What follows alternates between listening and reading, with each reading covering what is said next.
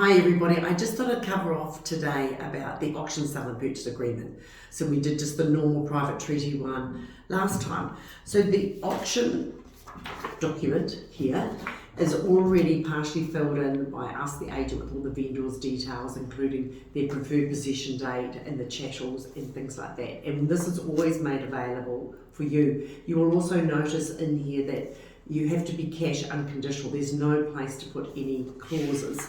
You'll also notice that at the back it talks about whether it's being sold at auction, prior to, or subsequent to. So this one that I've got here, we sold at auction, so we circled it. But if we were going to sell prior to, when you'll see it advertised saying that a prior offers would be accepted, there's a whole practice around that. So we start off with the pre-auction offer procedure that must be signed by the vendor.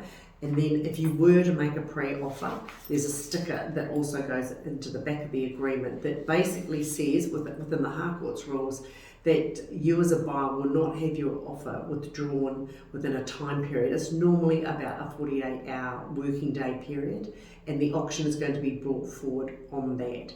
And your offer that's been accepted by the vendor, so this agreement is signed, is then the opening bid. If nobody else bids, then it's knocked down and this agreement is there for the current one, the valid one for them. But if somebody then went and bid even $100 more, this agreement then that we had signed prior to is then null and void, and we work on one that's being sold at auction.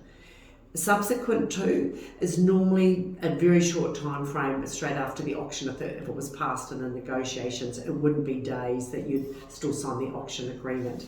So one of the things I just said then was about the possession date. So the vendor will put on their preferred possession date. Don't be put off by that if that doesn't suit you, because we have what we call here an auction side agreement. So we can draw it up with a different possession date. So and even deposits. So if it was like me, we can draw this up saying that I was going to be interested in the property and that the preferred possession date for me is end of June, and I only want to pay a 5% deposit.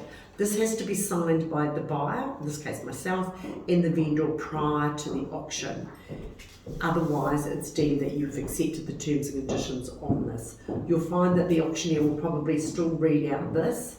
However, if I was successful when I came to sign the agreement, then this would be whipped out and be attached with the amendments.